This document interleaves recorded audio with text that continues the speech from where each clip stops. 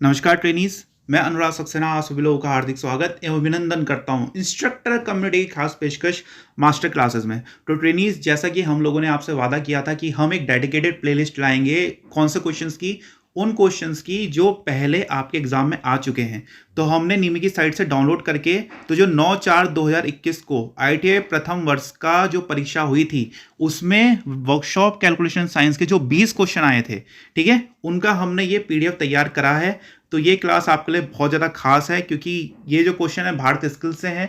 और वैसे तो भारत स्किल्स पूरे इंपॉर्टेंट है, मगर पूरे भारत स्किल से जो निमी ने 20 क्वेश्चन छाट के एग्जाम में दिए थे वो आपको इस सीरीज में मिलेंगे। ठीक है, ये जो हमारी सीरीज शुरू हुई है इसका सेट 1 है। इसी तरह से सीरीज कंटिन्यू होती जाएगी। ये जो PDF है आप इसको नीचे डिस्क्रिप्शन से डाउनलोड कर सकते हैं।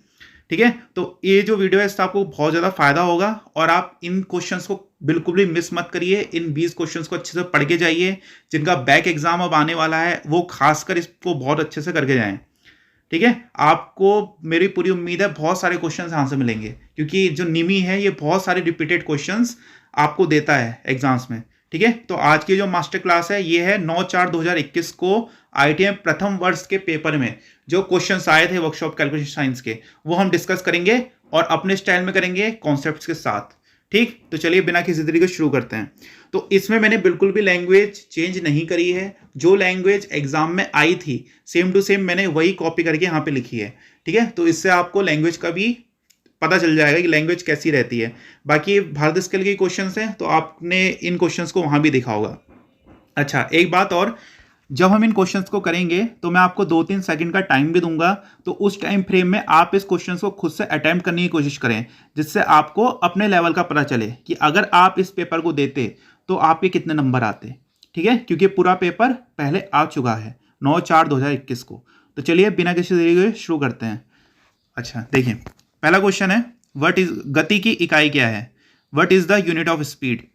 ऑप्शन ए मीटर पर सेकंड, ऑप्शन बी मीटर पर second square, option C metre पर मिनट, ऑप्शन डी मीटर पर घंटा। अटेम्प्ट करिए। तो हमको पता है कि स्पीड की यूनिट क्या होती है, मीटर पर सेकंड। तो ऑप्शन ए इसका करेक्ट आंसर हो गया। ठीक है, ऑप्शन ए इसका करेक्ट आंसर है, मीटर पर सेकंड। और गति का फॉर्मूला अगर आपसे पूछेगा तो गति का फॉर्मूला क्या होता है? Speed equals to distance upon time. गति इक्वल्स टू दूरी बट्टा समय। ठीक है, अगले क्वेश्चन में कहता है, how many watts for 1 horse power in matric system? Matric system में 1 हॉर्स पावर में कितने वॉट्स होते हैं? पहला ऑप्शन 725.5 वॉट्स, दूसरा है 735.5 वॉट्स, तीसरा है 745.5 वॉट्स, डी ऑप्शन है 755.5 वॉट्स। तो इसका सही आंसर क्या है? Option B 735.5 watts. तो 1 हॉर्स पावर में मैट्रिक सिस्टम में कितने होते हैं? 735.5 वॉट्स होते हैं। ठीक है, याद रखिए, ये भी भारत स्किल का ही क्वेश्चन है, देखिए जो एग्जाम में आया था। क्वेश्चन नंबर 3 देखिए, ये न्यूमेरिकल आया था 9/4/2021 को। इसमें कहता है, यदि 250 न्यूटन का बल किसी वस्तु पर कार्य करता है और वस्तु 15 मीटर तक चलती है तो कितना कार्य होता है? ठीक है, ये न्यूमेरिकल है। इसमें बताइए कौन सा फॉर्मूला लगेगा। कह रहा है क्वेश्चन, यदि 250 न्यूटन का बल किसी वस्तु पर कार्य करता है और वस्तु 15 मीटर तक चलती है तो कितना कार्य होता है? ठीक है, इसको मैं आपको कैलकुलेट करके दिखाता हूं। 15 मीटर,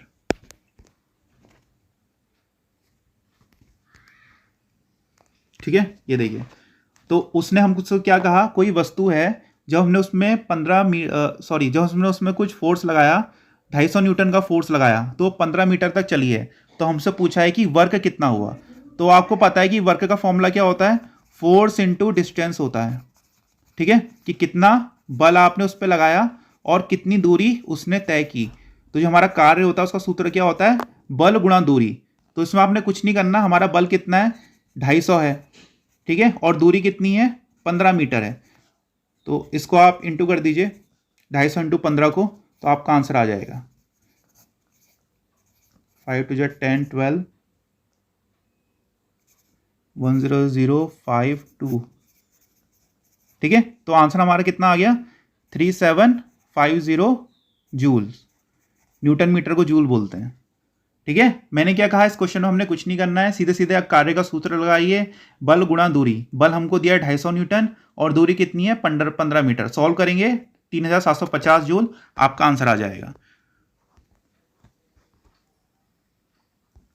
ठीक है, तो ऑप्शन डी इसका आंसर हो गया 3750 जूल। अगले क्वेश्चन में हमसे पूछता है what is the boiling point of aluminium. Aluminium का गलनांक क्या होता है। पहला ऑप्शन 1897 डिग्री सेल्सियस, दूसरा है 2519 डिग्री सेल्सियस, तीसरा ऑप्शन है 2469 डिग्री सेल्सियस, ऑप्शन डी है 660 degree Celsius.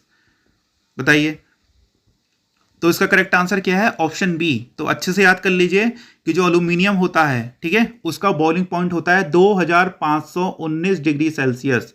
2519 degree Celsius is the correct answer. ठीक है, अगले क्वेश्चन में कहता है, ये बहुत सारे बच्चे इसको गलत करके आए थे तो इसको ध्यान से पढ़िएगा।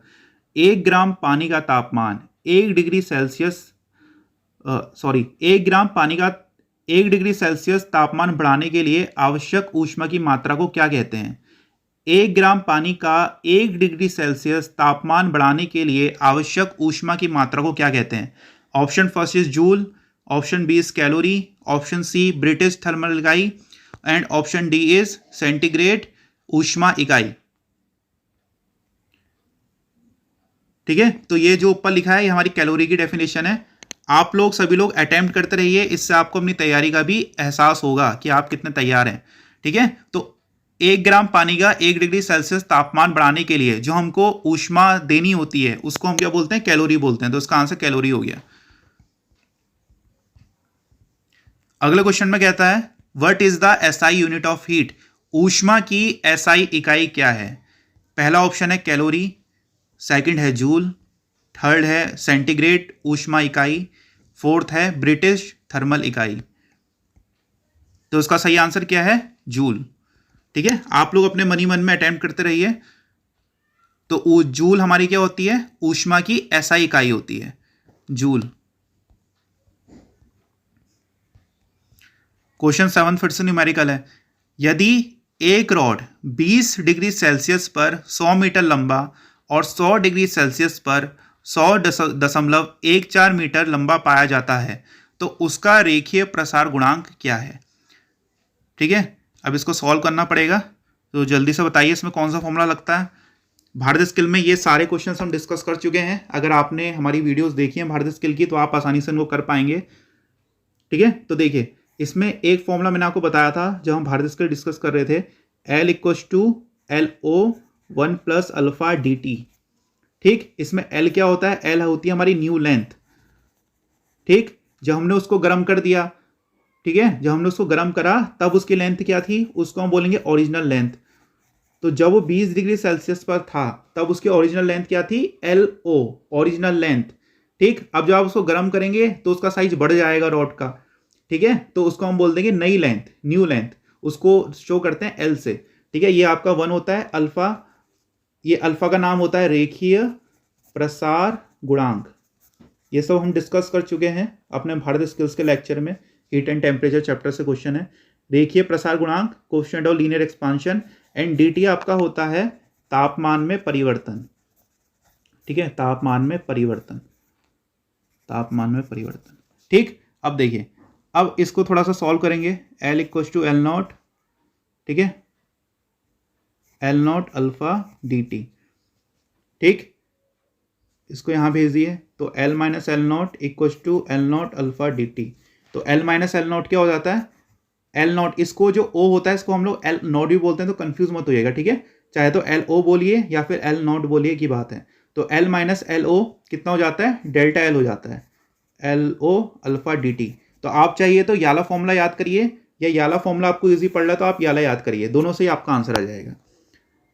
ठीक है, अब उसने हमसे क्वेश्चन में कहा था कि 20 डिग्री सेल्सियस पे जो हमारी रॉड थी वो 100 मीटर लंबी थी, और जब हमने उसका तापमान 100 डिग्री सेल्सियस कर दिया तो उसकी लंबाई हो गई 100.14 मीटर। ठीक है। और अब हमको निकालना है ये अल्फा की वैल्यू निकालनी है। तो जो DL होता है डेल्टा L, इसका मतलब मैंने आपको पहले ही बताया था, इसका मतलब होता है लेंथ में परिवर्तन। तो लेंथ में कितना परिवर्तन हुआ, पहले हमारी लेंथ थी 100, अब हो गए 100.14 मीटर। ठीक है, तो इससे इसको माइनस करेंगे तो 0.14 मीटर आएगा। ठीक है, तो DL आ गया हमारा 0.14। LO का मतलब क्या है, ओरिजिनल लेंथ। ओरिजिनल लेंथ उसकी कितनी थी, 100 मीटर, तो ये हो गया 100।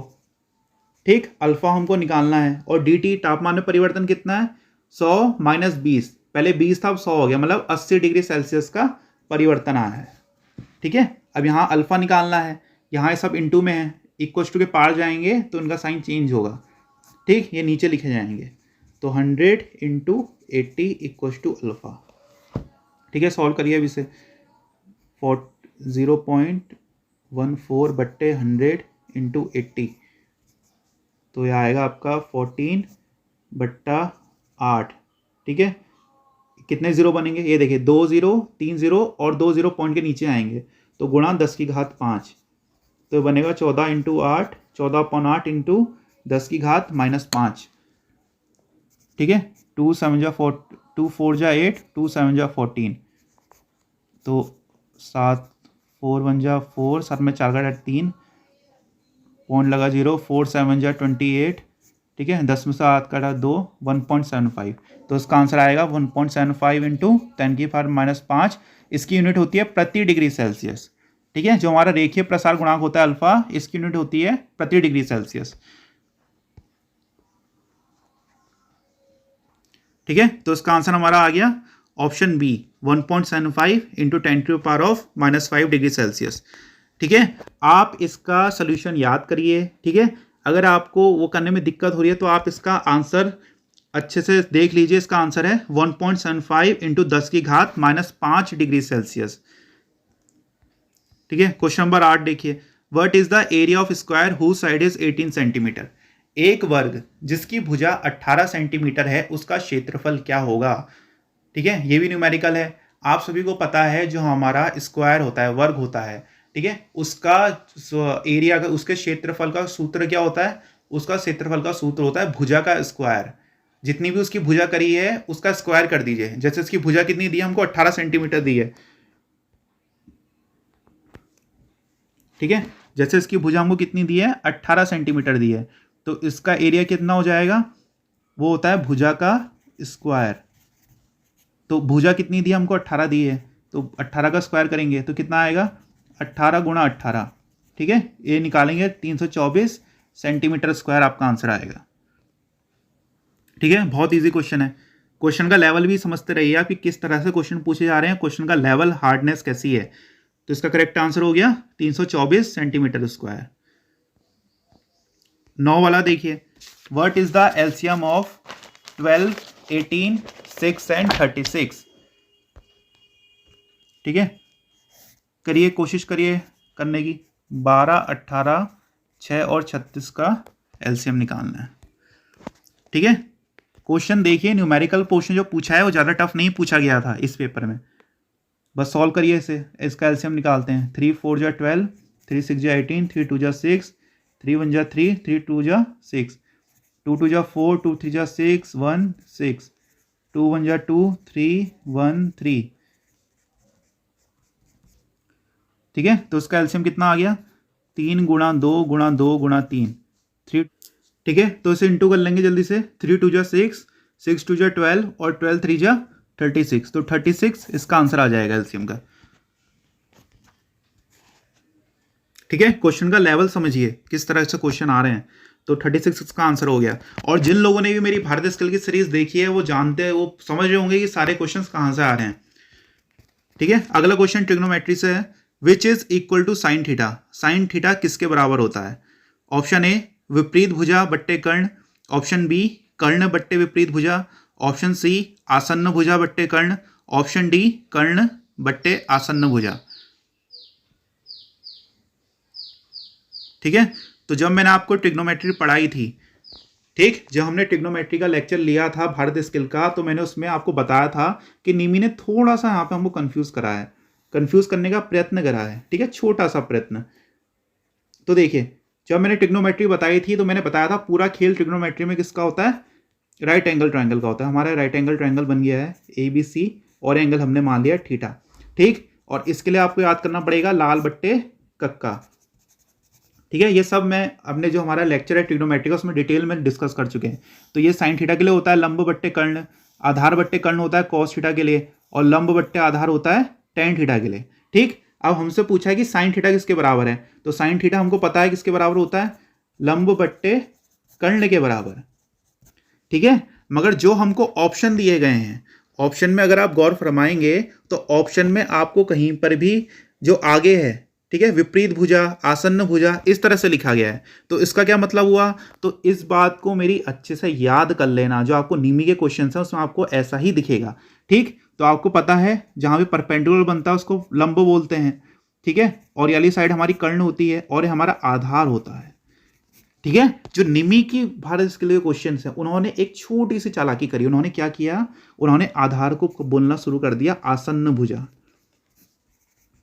ठीक है। इसको इंग्लिश में हम बोलते हैं एडजेसेंट साइड, एडजेसेंट, एडजेसेंट का मतलब होता है जो हमारे बगल में है, ठीक है। तो ये जो ये कोण के बिल्कुल बगल से लगती भुजा है आधार, इसलिए इसको बोल देते हैं आसन्न भुजा, ठीक है। और लंब को बोल देते हैं विपरीत भुजा, इंग्लिश में इसको आप पाएंगे लिखा है, ठीक है, अपोजिट साइड, क्योंकि ये हमारा जो एंगल है इसके अपोजिट है।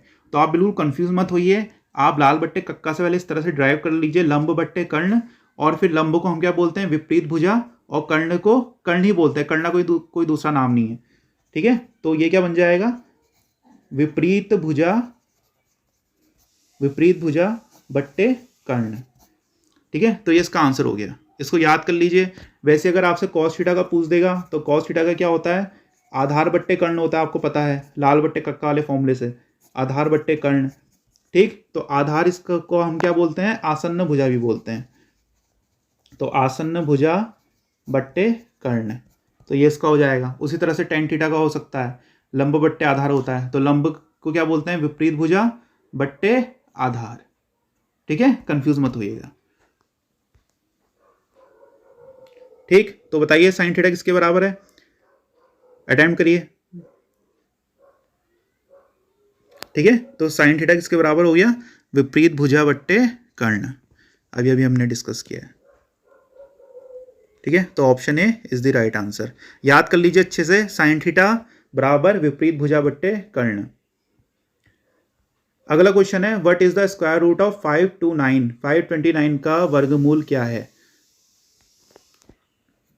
अब देखिए 529 का वर्गमूल कैसे निकालेंगे, ठीक है। तो पीछे से पेयर बनाते हैं, पहले एक पेयर और दो पेयर। अब 5 का जो नियरेस्ट स्क्वायर रूट है वो 2 है, तो 2 2 जा 4, 5 में 4 कटा 1, और अब पेयर है तो एक साथ उतरेगा, +2 4, अब यहाँ पे, ठीक है। अब 3 टाइम्स जाएगा, 3 3 9, 3 4 जा 12, तो 3 129, ठीक है। जिनको आता है मेथड, टी मेथड, वो इस मेथड से सॉल्व कर सकते हैं 23।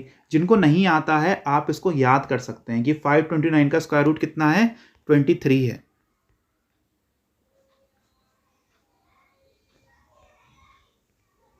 ठीक है। तो 529 का स्क्वायर रूट कितना होता है, 23, इसको याद कर लीजिए अच्छे से। 529 का स्क्वायर रूट है 23, और कैसे करना है मैंने आपको दिखा दिया। अगला क्वेश्चन है, which one is non metal, इनमें से अधातु कौन सा है। ऑप्शन ए पारा, option B graphite, option C पीतल, ऑप्शन डी लोहा। तो हमको पता है जो ग्रेफाइट होता है वो क्या होता है, वो नॉन मेटल होता है, अधातु होता है। पारा, पीतल और लोहा ये तीनों ही धातु हैं। अगले क्वेश्चन में कहता है, which metal is widely used for making casting of machinery parts, machinery भागों की ढलाई बनाने के लिए किस धातु का उपयोग किया जाता है। Option A grey cast iron, धूसर ढलवा लोहा, option B white cast iron, सफ़ेद ढलवा लोहा, option C malleable cast iron, ठीक है, पिटवा ढलवा लोहा, option D is wrought iron, ठीक है, जिसको रॉट आयरन ही बोलते हैं।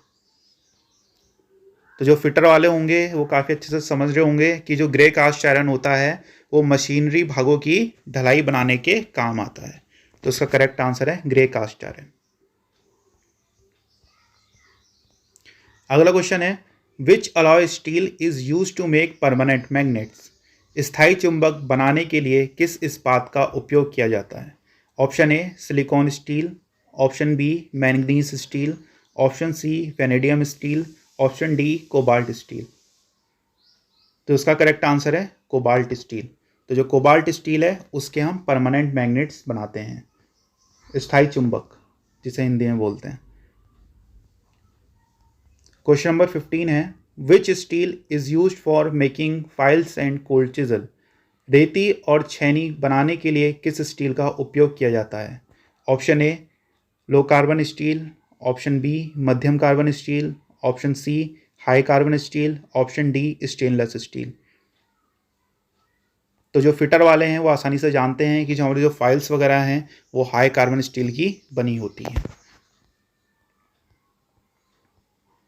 क्वेश्चन नंबर 16 है what is the specific gravity of the solid if density of the solid is 19.5 ग्राम पर सेंटीमीटर क्यूब। यदि ठोस का घनत्व 19.5 ग्राम प्रति सेंटीमीटर क्यूब है तो ठोस का विशिष्ट गुरुत्व कितना होगा।